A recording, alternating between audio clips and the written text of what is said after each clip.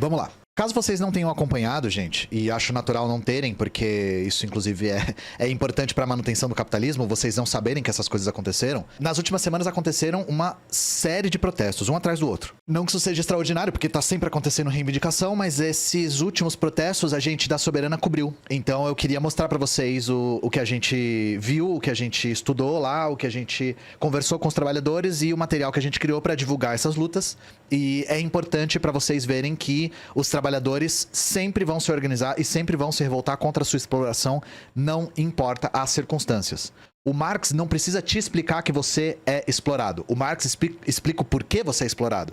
Mas ele não precisa dizer pra você que você é explorado. Você sabe muito bem disso. Então vamos lá, para começo de conversa. Há 2 semanas teve uma assembleia dos professores estaduais de São Paulo. Os professores estaduais querem organizar uma greve, só que os professores estão sofrendo resistência do sindicato da APOESP. Então nós estivemos lá na assembleia e produzimos material. Eu quero mostrar pra vocês. Estamos aqui mais uma vez nas ruas, apoiando a luta dos professores e professoras estaduais de São Paulo. O projeto de sucateamento e precarização das condições de trabalho dos professores de São Paulo é um projeto que vem sendo encabeçado pelo secretário de Educação de São Paulo, Feder. A política de privatização e sucateamento da educação em São Paulo vai tornando as condições de trabalho cada vez mais insalubres para os professores, fazendo com que estes fiquem cada vez mais vulneráveis em relação ao Estado. Isso tudo é projeto. A ideia é tornar cada vez menos atrativo para os professores exercerem sua profissão, enquanto o Feder, que está vinculado a empresas de tecnologia, tenta substituir a mão de obra desses trabalhadores por IA e tecnologia em geral. E esse é só um exemplo isolado de como a política de privatização trabalha em prol dos interesses de uma classe dominante, de empresários da educação.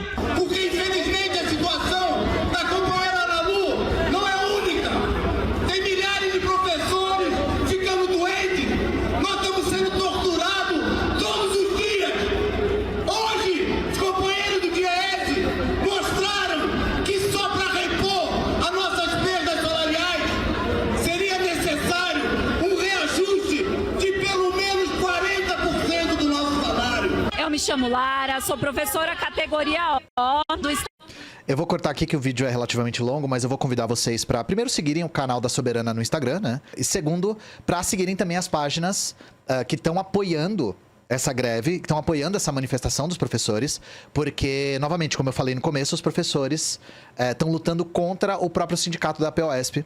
E vocês viram que as demandas são as mais básicas possíveis, são demandas por dignidade no trabalho, né, gente? A camarada aí, Lara, falou que é categoria O. Se você não sabe o que é categoria O é a categoria mais precarizada de trabalhadores da educação que tem. Então, convido vocês a acompanharem. Isso aqui é para mostrar uma das lutas que tem acontecido. A outra que aconteceu foi a jornada de ações e assembleias em apoio aos camaradas ferroviários, que essa repercutiu um pouco mais. E também a ideia deles era deflagrar uma greve. E eles também foram sabotados pelo sindicato, tá, gente? Também foram sabotados pelo sindicato. A gente esteve lá em algumas ocasiões, eu vou mostrar um dos vídeos pra vocês. Ah, e caso vocês não saibam, essa aqui que apareceu no começo é a Duda, a roteirista aqui do canal. E a voz que vai aparecer nesse vídeo também é da Duda. Ela foi pros dois.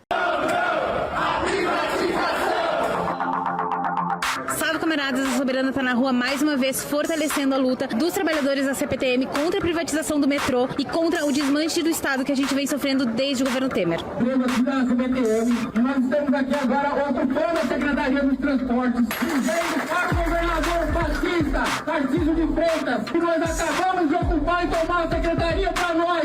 Vamos defender os empregos! Vamos defender os empregos Dos trabalhadores das ferrovias! Estamos aqui lutando por direitos, para que as famílias tenham seu sustento. Então não cabe o governador mandar a polícia, cabe o governador sentar e conversar. Trabalhadores e trabalhadoras, a arma que nós podemos contar não é essa do batalhão de choque ali, ó, que infelizmente são usadas contra o seu próprio povo.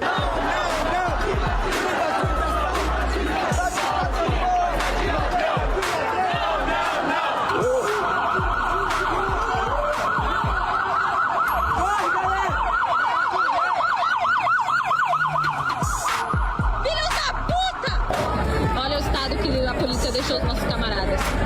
Isso que vocês não viram as mulheres que estão machucadas. E pra piorar, 3 camaradas foram presos. Presos por quê? Qual crime? Se manifestar na rua. 3 camaradas foram presos. Não tem ameaça nenhuma, eles já viram. E ainda assim eles querem levar como forma de retaliar uma luta muito justa que é contra a privatização do transporte. Então, a Duda falou metrô no começo, mas na verdade são os trens, tá? A ameaça que as linhas da CPTM vão ser privatizadas. E isso vem como tá escrito aí, né? O risco de demissão em massa, a redução salarial de 50% de quem ficou e a precarização das condições de trabalho, além da precarização do serviço, tá? E, gente, a violência dessa manifestação, que foi feita pelos trabalhadores, a revelia do sindicato, tá? O sindicato fez uma manobra, fez uma votação relâmpago, por 23 votos a 20, com um quórum super baixo, aprovaram a recusa da greve. Os trabalhadores foram se manifestar mesmo assim e levaram um pau da polícia, tá? A polícia desgraçou as pessoas. Fazia tempo que a gente não via violência nesse nível. A gente ficou bem chocado. Como vocês viram, a Duda e a Bebel estavam presentes para cobrir lá, para apoiar os nossos camaradas. Participaram de outras assembleias também. E isso aqui, gente, é os trabalhadores, os ferroviários, trabalhando em prol de toda a população paulistana. Porque quando o trabalho deles fica precário, o transporte fica precário. Quando o transporte fica precário, a vida de todo mundo fica precária. Vocês sabem, vocês que pegam as linhas de trem que são privatizadas, vocês sabem a desgraça que é. E antes que alguém fale, mas as de metrô que são privatizadas são boas. Sim, às custas do Estado. Elas foram construídas pelo Estado e custam uma fortuna de subsídios. É por isso que elas funcionam bem. Porque é uma empresa privada parasitando os recursos públicos. Então, assim, ou é a empresa privada gerindo e é uma bosta, ou é a empresa privada gerindo e fazendo a gestão suficiente com subsídios estatais exorbitantes. E nas duas situações, a população sai perdendo, e isso sem falar das condições de trabalho. Prestem sempre atenção quando alguma empresa é privatizada, nas condições de trabalho das pessoas que trabalham nessa empresa privatizada. Pensem nas pessoas que trabalham nas empresas de energia elétrica que são privatizadas. As condições são horríveis. Metroviários e ferroviários, mesma coisa. É acúmulo de função, é demissão em massa, é arroxo salarial, é tudo isso junto. E, novamente, essa luta aqui dos ferroviários é uma luta de todo paulistano, de todo mundo e, quiçá, de qualquer lugar que tem metrô e trem. Porque sempre a gente vê as privatizações em uma cidade sendo modelo para outras cidades. A privatização de BH, a privatização de São Paulo, a privatização do Rio, uma serve como justificativa para outra, tá? Não são lutas isoladas. E é importante que os camaradas metroviários também se solidarizem com os ferroviários. Que aqui, eu não sei como é que é em todas as cidades, mas aqui é separado, né? Trem e metrô são empresas diferentes. E, domingo, a gente também foi participar da manifestação em defesa da não anistia para os golpistas. E caso você ache que isso tudo é muito trivial, caso você ache que perto do que eu mostrei até agora, essa manifestação é trivial, da não anistia, eu preciso defender a existência dessa manifestação um momento. O vídeo não foi produzido ainda, ele precisa passar pela nossa edição, mas por que é importante a gente defender uma não anistia para os golpistas, tá, gente? Hoje, 1º de abril, é aniversário do golpe de 64. E isso aqui é o momento perfeito pra gente falar por que é tão importante a gente defender uma não anistia. O golpe de 64 é fruto de reiterados processos de anistia. Eu tenho um vídeo sobre isso aqui, roteiro da Duda, inclusive, aqui no canal, falando sobre como as tentativas anteriores de golpes militares que foram anistiados resultaram no golpe de 64. Então, não tem como separar o golpe de 64, que deu 21 anos de ditadura e de repressão para o nosso país, de um processo de anistia semelhante ao que está acontecendo agora. Isso sem falar que o Brasil é um dos países da América Latina, talvez o único país da América Latina, não sei todos, né? Não acompanhei todos os processos, que não teve uma justiça de transição, cujos criminosos da ditadura militar foram anistiados, se auto-anistiaram, e nada aconteceu. A ditadura permanece muito que viva dentro das polícias militares e do exército. Então, vocês vão ver, pra quem falou no dia da mentira, quem fica confuso com isso, os militares falam que foi 31 de março e não 1º de abril, pra não ficar com essa coisa de, foi no dia da mentira. Foi 1º de abril, tá, gente? Só pra deixar claro pra vocês. Então, vejam, uma futura tentativa de golpe militar no Brasil, que pode vir a acontecer, muito que bem, também vai ser fruto dos militares que tentaram perpetrar esse golpe no passado, no 8 de janeiro, serem anistiados. Por isso que a gente tem que lutar por uma não anistia, tem que ter pressão popular pra isso. Entendem? Então não entendam também essa manifestação contra a anistia para essas pessoas como algo trivial ou, quiçá, de vingança. Não é vingança. É um processo para proteger a gente de futuras tentativas de golpe. Certo? Então, novamente, sigam a página da Soberana no Instagram. Já vai sair vídeo cobrindo essa manifestação também. E, acima de tudo, gente, organizem-se. Vocês estão vendo, o povo tem vontade de lutar. As pessoas sabem que tem que fazer alguma coisa. As pessoas sabem que a gente tem que fazer alguma coisa a respeito. As pessoas sentem na pele a exploração e ninguém precisa explicar isso pra elas. O grande problema é que a maior parte das pessoas não sabe o que fazer, não sabe como se manifestar, não sabe como lutar. E é por isso que a gente é marxista-leninista. A gente segue a linha defendida e teorizada pelo Lenin. A única arma da classe trabalhadora na disputa pelo poder é a organização. Então, se vocês querem apoiar os camaradas e querem lutar pela categoria de vocês, que eu sei que vocês viram muitos paralelos hoje no que eu falei, organize-se. E os trabalhadores estão se organizando cada vez mais. Com erros, com acertos. Errar não é um problema, errar é necessário. Mas a gente está vendo a classe trabalhadora se unindo e lutando cada vez mais. E por que que eu tô falando sobre isso aqui no canal hoje também?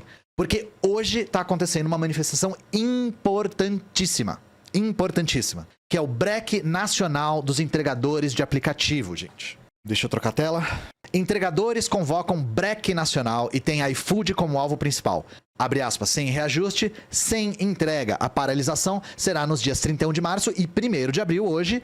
Segundo organizadores, o movimento acontece em 18 estados. Vamos acompanhar um pouco aqui. Então, primeiro, essa greve tem a intenção de atingir os principais aplicativos de delivery. Tem o Rappi, Uber Flash, 99 entrega, só que o maior do Brasil, vocês conhecem, é o iFood.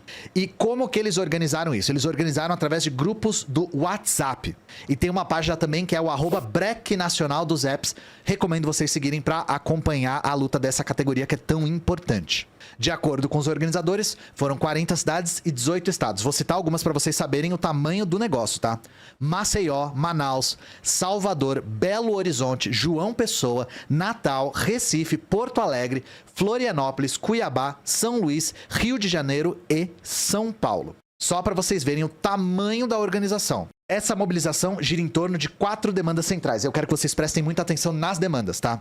Taxa mínima de R$10 por corrida. Aumento da remuneração de R$1,50 para R$2,50 por quilômetro. Limite de um raio de 3 quilômetros para entregas feitas de bicicleta. Pagamento integral por corrida mesmo quando os pedidos são agrupados em uma rota. Gente, vem comigo. Existe outra palavra para definir essas reivindicações, senão mínimas. Eles não estão pedindo vínculo trabalhista. Não estão pedindo garantias básicas. Não estão pedindo seguro de saúde, seguro de vida, seguro de acidente. Vocês sabem que quando isso acontece, porque acontece muito, são as famílias dos entregadores que fazem vaquinha para ajudar. Faz 3 anos que os entregadores não têm reajuste na taxa mínima. E isso com o preço do combustível aumentando. E isso com manutenção de moto e bike aumentando. Além de já ser caro pra caramba, principalmente a de moto. Os entregadores estão dizendo que esses 10% por entrega sequer é aumento. Sequer é aumento. É reposição da inflação. Então, de novo, vocês entendem o quão mínimo é isso? Vou ler uma citação aqui da matéria, abre aspas. Sem isso, não tem como seguir. Não dá para pedalar, rodar ou dirigir de graça enquanto a empresa lucra bilhões. E a pergunta não quer calar. Se fomos essenciais na pandemia, por que seguimos invisíveis? Se carregamos comida, remédio, mercado, se facilitamos a vida de milhões de pessoas, por que somos explorados dessa forma? Questiona a narração. Mas agora chega, o breque tá marcado. E isso aqui demonstra justamente o que eu tava falando, gente. Todo trabalhador enxerga as contradições do capitalismo. De novo, o Marx não precisa te dizer que você é explorado. Ele explica o porquê você é explorado. Isso que é importante. Ele explica as raízes dessa exploração. Mas todo trabalhador sabe que é explorado. E por que eu tô falando que isso aqui é claro e evidente? Porque ele tá falando como os trabalhadores são essenciais para a manutenção de uma sociedade dividida em classes. Os trabalhadores são a maioria, são os que fazem todo o trabalho e não ficam com a riqueza. Essa contradição tá evidente na fala aqui. Evidente. E eles sabem muito bem disso, porque a gente pode só olhar os números. E eu não vou nem ler essa matéria aqui, porque ela é muito indigesta, tá? É no próprio site do iFood isso aqui. Efeito iFood na economia cresce e chega a 0,55% do PIB. Pesquisa FIPE mostra que a empresa movimentou 110,7 bilhões e essa é a parte que me dá dor de barriga. Gerou 909 mil postos de trabalho em 2023. Gente, gerou quase 1 milhão de postos de trabalho extremamente precarizado. De trabalhadores que não conseguem nenhum outro emprego e têm que baixar o aplicativo do iFood e trabalhar nessas condições horríveis para se sustentar. Então isso aqui não é motivo de orgulho, tá? Isso aqui é o aplicativo se aproveitando do desemprego estrutural que o Brasil tem para superexplorar as pessoas. Vamos ler uma matéria mais séria aqui. Trabalhadores de aplicativos como iFood aumentaram quase 50% no Brasil. Tem uma citação aqui que é importante. Abre aspas, a empresa tem receita de 7 bilhões ao ano, enquanto eu recebo 1,50 por cada quilômetro rodado, disse a agência pública, o Bolacha, que está sendo entrevistado aqui. É o apelido do Gabriel Machado. Em 2023, a plataforma chegou a movimentar 97 bilhões no Brasil. Os trabalhadores sabem disso, gente. Os trabalhadores sabem disso. Abre aspas aqui para a agência pública. Quantidade de trabalhadores que atuam na plataforma digital cresceu quase 50% no Brasil entre 2021 e 2024. De acordo com a pesquisa da Clínica de Direito do Trabalho da Universidade Federal do Paraná, ponto. Li com a entonação errada. Atualmente, 2,3 milhões de pessoas são ligadas a essas empresas, diz o levantamento, que aponta para a urgência na regulação do setor. Prestem atenção nesse final. Aponta para a urgência na regulação do setor.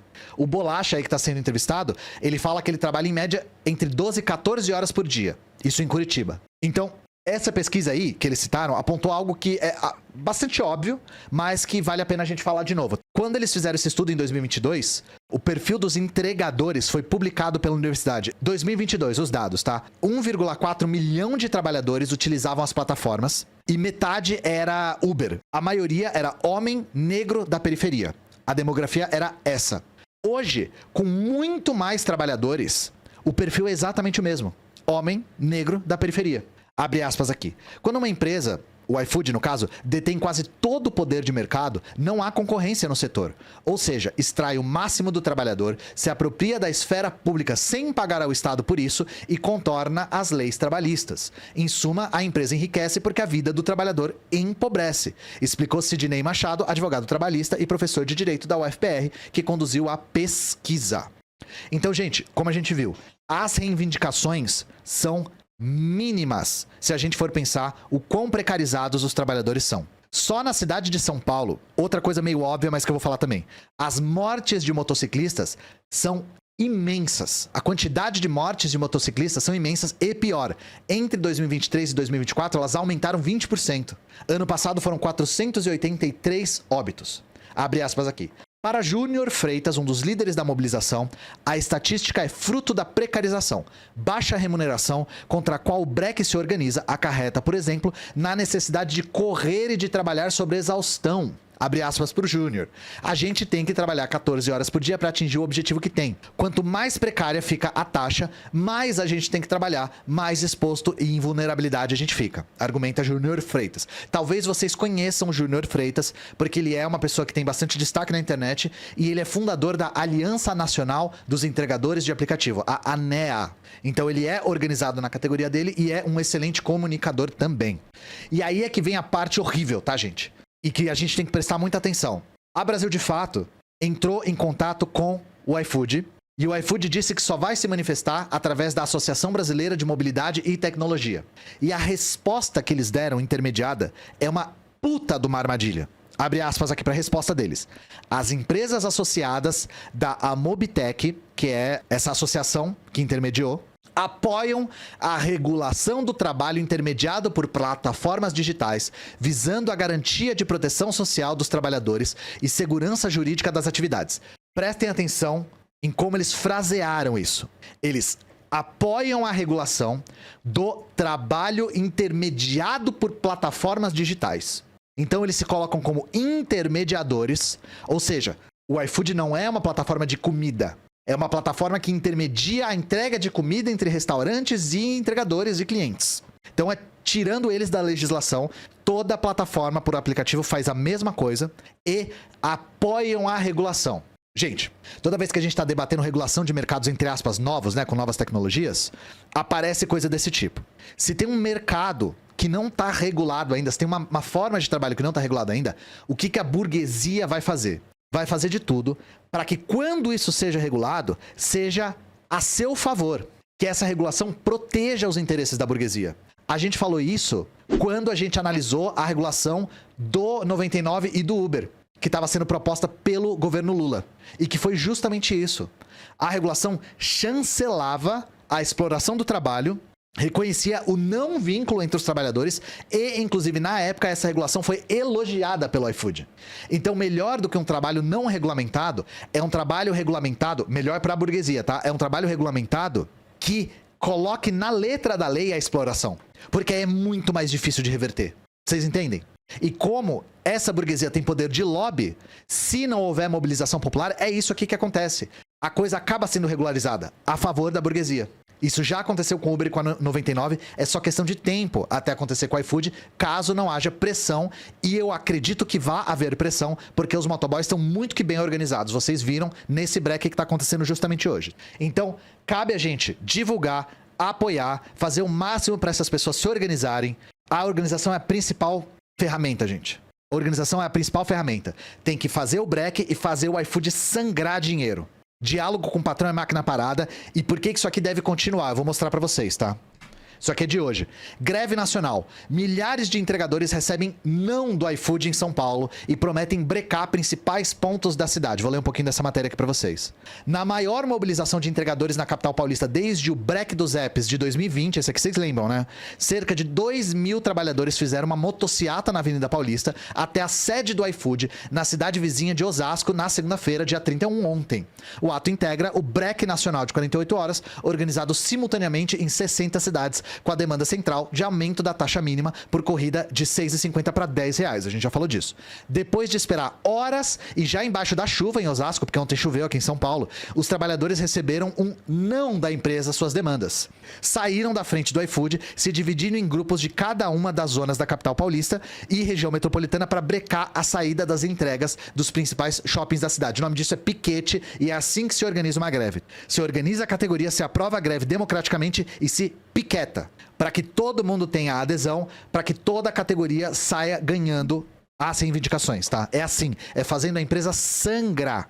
E caso vocês queiram se aprofundar nisso, obviamente, sigam a página do Break para acompanhar o que os trabalhadores dessa categoria estão fazendo, apoiem o máximo possível, mas não só isso, eu quero mostrar uma outra coisa para vocês.